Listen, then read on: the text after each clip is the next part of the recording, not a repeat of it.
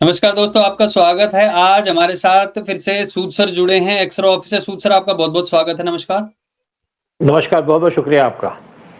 सूद sir, तड़कती-भड़कती जो इस समय विश्व की जो सबसे बड़ी खबर जिसे कहा जाएगा, वो आ रही है कि कमला हैरिस और ट्रंप का जो इलेक्शन का जो रिजल्ट है वो आ गया है और उसमें ट्रंप ने 270 का मार्क था, लेकिन 277 सीट्स वहां पे दर्ज कर ली है। बहुत चीजों के बारे में बात करेंगे, भारत पे क्या इंपैक्ट पड़ने वाला है, और ये वर्ल्ड वार बोला था, वर्ल्ड वार कह रहा हूं, सॉरी, जो रशिया यूक्रेन वॉर है, इजराइल ईरान का वॉर है, जितने भी हमास के जितने भी वॉर चल रहे हैं, इसने कहा था कि मैं 24 घंटे के अंदर रुकवा दूंगा। अब ये भी एक चुनौती रहेगी और भारत पर क्या असर पड़ेगा, ये भी बात करेंगे। सबसे पहले आपसे पूछना चाहेंगे, कमला हैरिस और ये ट्रंप का जो इतना क्लोज मुकाबला था, इसमें क्या सबसे बड़ा जो कारण था जिसके कारण ट्रंप को लोगों ने चुना है, और अमेरिका पे क्या असर पड़ेगा इसका? देखिए, जो इलेक्शन हुआ है, अमेरिका का बड़ा यूनिक टाइप का इलेक्शन है। इंडिया के जैसे नहीं है कि आपने पार्लियामेंट के मेंबर चुन लिए, वो आकर के गवर्नमेंट बनाएंगे, अपना लीडर चुनेंगे। यहाँ पे क्या है कि यहाँ पे जो एक स्विंग स्टेट मानी जाती है, जैसे एक बड़ी स्टेट है, वहां पे जो पार्टी जीत गई उसको सारी सीटें उसके पास चली जाएगी। तो इस तरीके से ट्रंप ने पूरी जीत कर ली, जीत के अब ट्रंप, जबकि उनकी एजेंसी इसके खिलाफ काम कर रही थी, वो नहीं चाहती थी ट्रंप आए, क्योंकि ट्रंप बड़ा अड़ियल टाइप का आदमी है, बड़े अड़ियल टाइप का प्रेसिडेंट है, तो इससे कुछ लोग घबराते भी हैं। और जो बाइडेन ट्रायबल था, उसी तरीके से कमला हैरिस वो भी इस टाइप की थी।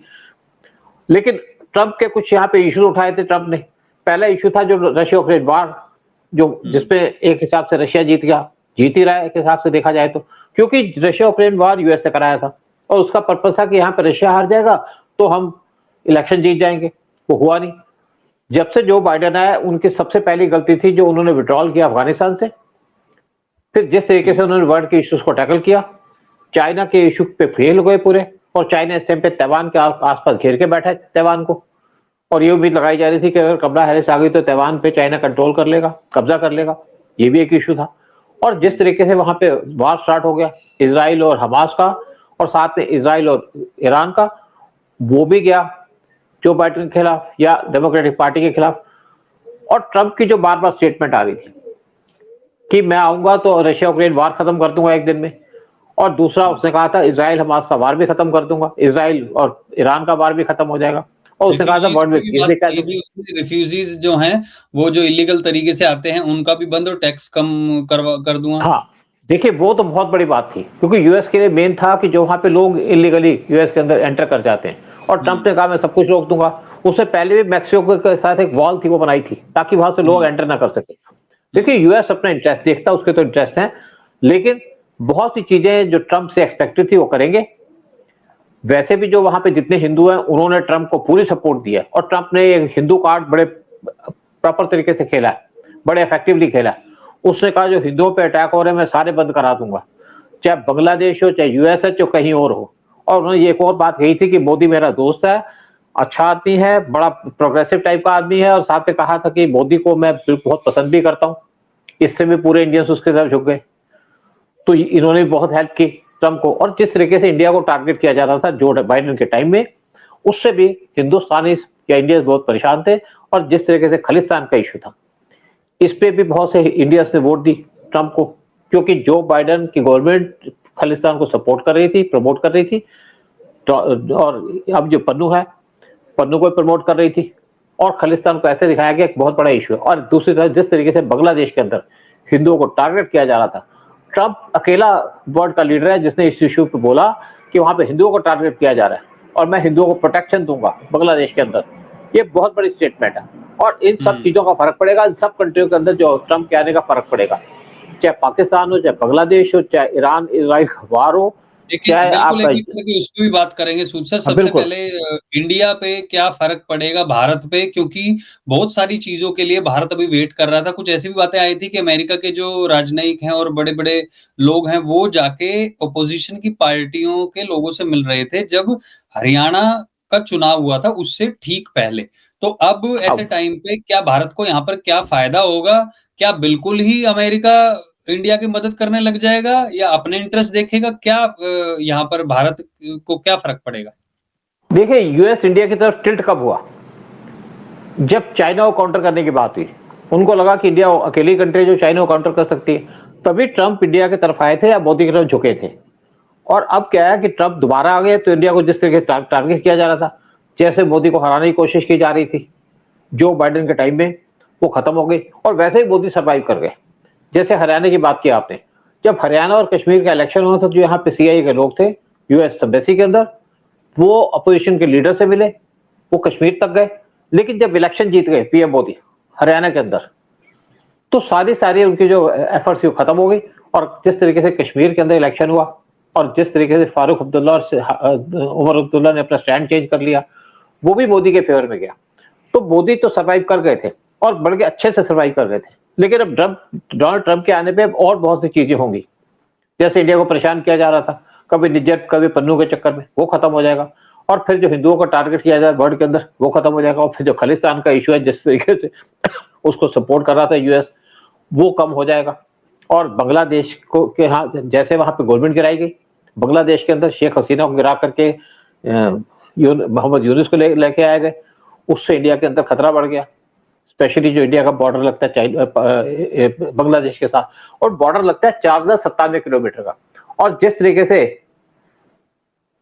ट्रूडो इंडिया को परेशान कर रहे थे खालिस्तान के इशू प्रमोट करके, उस पर फर्क पड़ेगा, क्योंकि सारे इशू इंडिया को इम्पैक्ट करते हैं और इंडिया सबसे ज्यादा बेनिफिट करेगा इस ऑपरेशन से। या मतलब जो डोनाल्ड ट्रंप आए हैं, उससे इंडिया को सबसे ज्यादा फायदा होगा।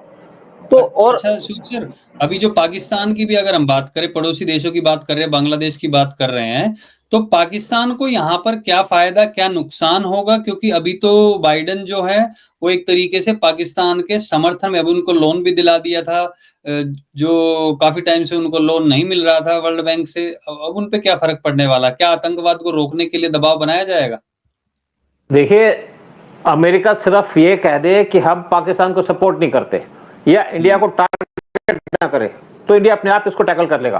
देखिए, जो बाइडेन के टाइम में पाकिस्तान को $7 बिलियन दिलवाए गए, आईएमएफ से लोन दिलवाया गया, लेकिन आईएमएफ ने दोबारा इनसे कह दिया पाकिस्तान से कि भाई आप इस पैसे को मैनेज नहीं ठीक से कर रहे, तो हम आपको लोन नहीं देंगे आगे से। अब क्या था, जब से यहाँ पे जो बाइडेन आए थे, स्पेशली पिछले 1 साल से या 1.5 साल से, पाकिस्तान ने दोबारा से मिलिटेंट एक्टिविटी स्टार्ट कर दी थी इंडिया के अंदर। मार्च 2023 से पाकिस्तान ने मिलिटेंट एक्टिविटी स्टार्ट कर दी थी इंडिया के अंदर, और सारी एक्टिविटी स्टार्ट की यूएस के कहने पे, सीआईए के कहने पे। अब ये बंद हो जाएगी। अगर पाकिस्तान ने हिमाकत की दोबारा से कोई मिलिटेंट एक्टिविटी करने पे, तो देखिए इंडिया सर्जिकल स्ट्राइक करेगा, बहुत बड़ी स्ट्राइक करेगा पाकिस्तान के ऊपर। तो पाकिस्तान की तरफ से जो मिलिटेंट अटैक हो रहे थे वो खत्म हो जाएंगे, नहीं तो इंडिया पाकिस्तान को ऐसा लेसन दिखाएगा और ट्रंप इंडिया को पूरा सपोर्ट करेंगे इस इशू के ऊपर। फिर तो पीओके भी कभी रास्ता खुल जाएगा। बिल्कुल खुल जाएगा। देखिए, ये नहीं है कि हम 2 दिन में पीओके ले लेंगे, लेकिन उसके लिए इंडिया ने प्लान पहले तैयार करके रखा है पीओके लेने का। तो गवर्नमेंट उस पर एक्शन स्टार्ट करेगी ट्रंप के आने के बाद, लेकिन कुछ महीने का टाइम तो देना पड़ेगा ना उनको, क्योंकि उनके पास बहुत से इश्यूज हैं। पहले इंटरनल इश्यूज हैं, फिर रशिया यूक्रेन वार है। लेकिन हमारा जो मेन इशू था पाकिस्तान का, जो मिलिटेंट एक्टिविटी स्टार्ट हो रही थी, अब मुझे लगता है कि वो मिलिटेंट एक्टिविटी खत्म हो जाएगी पाकिस्तान की तरफ से, और पाकिस्तान दोबारा से कोशिश करेगा कि इंडिया से दोस्ती कर लो। अगर दोस्ती करेगा तो अच्छा रहेगा, अगर कश्मीर कहेगा तो इंडिया पाकिस्तान से कश्मीर छीन के ले लेगा। ये आपको मैं गारंटी देता हूँ इस बात की। अच्छा, और जो वॉर है, जो बोला था कि 24 घंटे में वॉर रुकवा देंगे, जैसे कि रशिया और यूक्रेन का वॉर है, इजराइल और अभी ईरान का भी स्टार्ट हो गया है, वो सब जो 24 घंटे में तो खैर नहीं होगा, 24 घंटे की बात कही थी, लेकिन जो वर्ल्ड वॉर की आशंकाएं जताई जा रही थी, वो क्या लगता है कि मतलब ज्यादा नहीं तो 1-2 महीने में वो भी सब शांत हो जाएगा? देखिए, अब कोई वर्ल्ड वार नहीं होगा, ये आप इस बात को गांठ बांध के रख लो, क्योंकि रशिया यूक्रेन वार खत्म होने में कोई देर नहीं लगेगी। जिस दिन यूक्रेन को पैसा देना बंद कर दिया यूएस या नाटो कंट्रीज ने, यूक्रेन लड़ नहीं पाएगा। यूक्रेन के अंदर तो कैपेसिटी नहीं है, रशिया ने पहले उसको डिस्ट्रॉय कर दिया है। और आपने देखा होगा पिछले कुछ महीनों के अंदर जिस तरीके से रशिया अटैक कर रहा था यूक्रेन के ऊपर, तो सारा का सारा ये वार खत्म हो जाएगा बहुत जल्दी, और क्योंकि यूएस उनको सपोर्ट नहीं करेगा। देखिए, जिस दिन यूएस यूक्रेन को पैसा देना बंद कर देगा, आर्म्स देना बंद कर देगा, तो वार अपने आप खत्म हो जाएगा। यूक्रेन की तो कैपेसिटी नहीं है लड़ने की, और ट्रंप ने कहा है तो ट्रंप करेंगे भी, क्योंकि इनके लिए बहुत इफेक्टिव है इस टाइम पे रशिया यूक्रेन वार खत्म करना। क्योंकि उस वार से एक तो वर्ल्ड वार होने की तैयारी चल रही थी, और ये वार खत्म होते हैं, क्योंकि एक तो खत्म होते पूरे वर्ल्ड में पीस आ जाएगी। और दूसरी बात है कि ट्रंप की हमेशा इंक्लिनेशन रही है, वो चाइना के खिलाफ रहा है, रशिया के खिलाफ कभी नहीं था। और जो डोनाल्ड ट्रंप थे, जो बाइडेन थे, वो हमेशा यूएस को टारगेट, वो हमेशा रशिया को टारगेट करते थे। उनका जो स्लान था वो चाइना की तरफ था। और वर्ल्ड को सबसे ज्यादा जो डर है वो है चाइना से। रशिया से कोई डर नहीं था वर्ल्ड को। रशिया तो किसी को डिस्टर्ब नहीं कर रहा। पूरे वर्ल्ड को जो डिस्टर्ब कर रही है कंट्री वो थी चाइना। तो अब जो ये वार है खत्म हो जाएगा और पीस रिटर्न हो जाएगी। जब रशिया यूक्रेन वार खत्म होगा तो बाकी चीजों में फर्क पड़ेगा, जैसे इसराइल और हमास का वार चल रहा है या इसराइल और ईरान का वार चल रहा है, वो भी खत्म हो जाएगा। और जिस दिन ट्रंप आ गए तो उस टाइम पे तो ईरान को, पहले भी उन्होंने ईरान पे सैंक्शन लगा दी थी। ईरान का जो एक मेन इश्यू था, अब जब ईरान और इसका झगड़ा चल रहा था तो उस टाइम पे यूएस ने कहा था कि आप इनके न्यूक्लियर इंस्टॉलेशन पे अटैक मत करना, ऑयल पे अटैक मत करना। लेकिन ट्रंप ने कहा था कि आप ईरान के न्यूक्लियर इंस्टॉलेशन पे अटैक करो। तो दोनों के पॉलिसीज के अंदर बहुत बड़ा डिफरेंस है।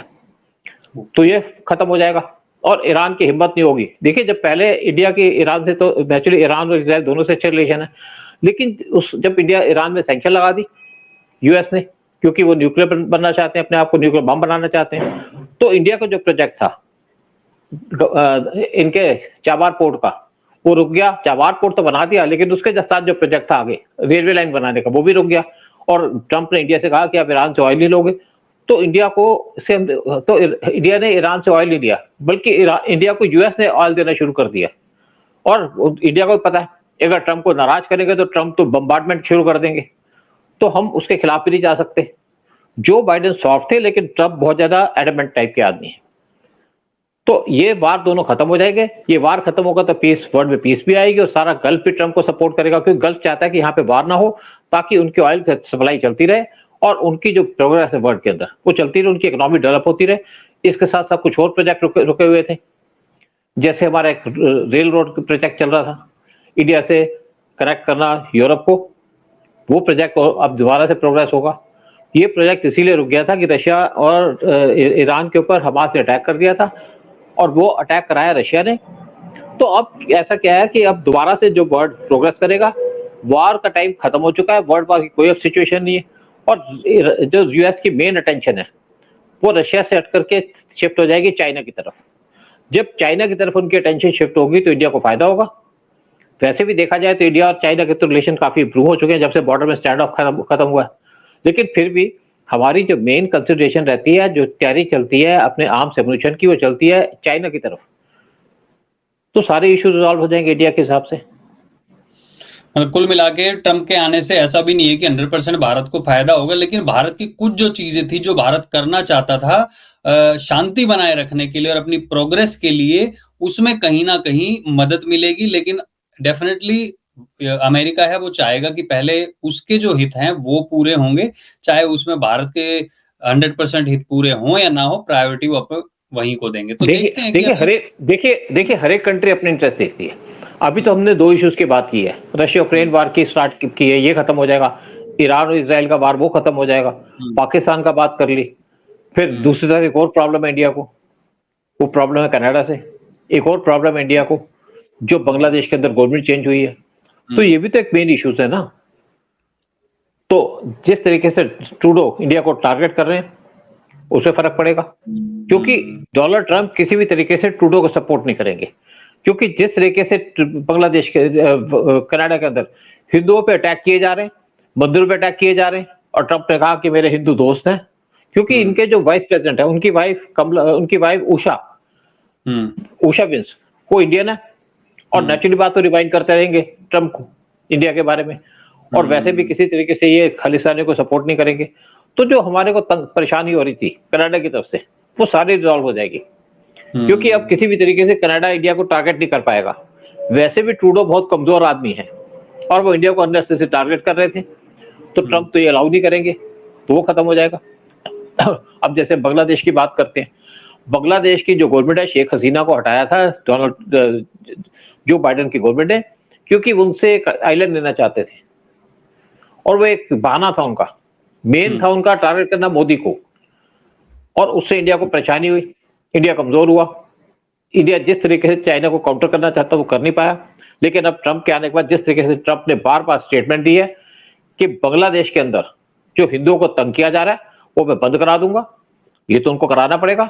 अगर हिंदुओं को वहां टारगेट करना बंद हो गया तो वहां के जो इस्लामिस्ट है उनको झटका लगेगा और किसी भी तरीके से बांग्लादेश अपने आप सर्वाइव नहीं कर सकता। उसको सर्वाइवल के लिए एक तो जरूरत है इंडिया की और दूसरी उसको जरूरत है यूएस की। इंडिया से तो वैसे इनका डिफरेंसेस चल रहे हैं, लेकिन अगर किसी तरीके से यूएस ने इनको सपोर्ट करना बंद कर दिया और जो ट्रंप जरूर करेंगे उस टाइप का सपोर्ट नहीं देंगे जिस तरीके से जो बाइडेन दे रहे हैं, तो नेचुरली बात है कि यहाँ पे जो कुछ भी बांग्लादेश के अंदर हो रहा है, जो हमारे को परेशानी हो रही है वो भी कम हो जाएगी। तो बाकी तो इंडिया कैपेबल है बांग्लादेश को टैकल करने का या उनकी गवर्नमेंट को टैकल करने का। वैसे ही बांग्लादेश की इकोनॉमी कोलैप्स होने वाली है, तो इंडिया का जो एटीट्यूड है या इंडिया का जो एजेंडा है वो पूरा हो जाएगा बहुत हद तक। लेकिन कोई ये सोचे कि ट्रंप के आने से इंडिया की प्रॉब्लम खत्म हो जाएगी, वो खत्म नहीं होगी, क्योंकि हमारे यहाँ तो बहुत सी प्रॉब्लम्स हैं। हमारे यहाँ तो इंटरनल प्रॉब्लम्स भी है, लेकिन जो हमें अननेसेसरी तंग किया जा रहा था अमेरिका के द्वारा और कनाडा के द्वारा, वो खत्म हो जाएगा और इंडिया एक अपने रास्ते पे चल पाएगा प्रोग्रेस के और डेवलपमेंट के। बिल्कुल, चलिए देखते हैं कि अभी ट्रंप के आने के बाद क्या क्या चीजें होती है, लेकिन इतना तो तय है कि भारत के जो कई काम रुके हुए थे, चाहे वो रक्षा से रिलेटेड हो, सुरक्षा से रिलेटेड या फिर प्रोग्रेस से रिलेटेड, वो पूरे होने में कुछ तरीके से एक स्टार्ट जरूर मिलेगा। और बहुत बहुत धन्यवाद सूद सर आने के लिए, सारी जानकारी शेयर करने के लिए। जय हिंद, जय भारत। जय हिंद, जय भारत। बहुत बहुत शुक्रिया आपका।